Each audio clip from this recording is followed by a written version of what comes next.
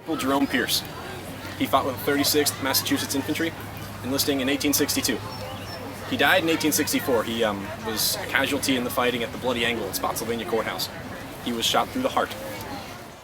He left behind in his wake of his death a wife, 29-year-old Allie Pierce, as well as a daughter, 4 years old, Lucy Pierce.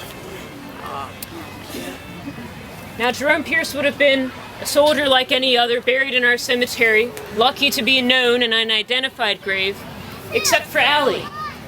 After Jerome's death and after the war, Allie sent $100 to the cemetery superintendent and asked that the interest on that $100 be used to decorate Jerome's grave every year on Memorial Day. And the cemetery superintendent did so. But not only did the cemetery superintendent use the interest to decorate the grave, he passed the tradition on to his descendants.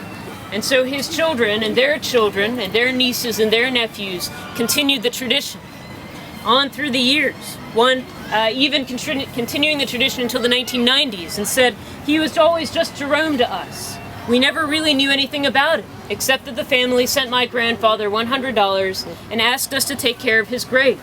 It was our duty, so that's what we've done. And that tradition continues on to today.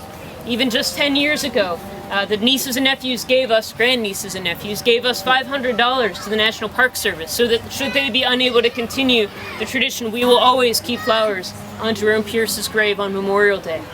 And with those flowers is a message.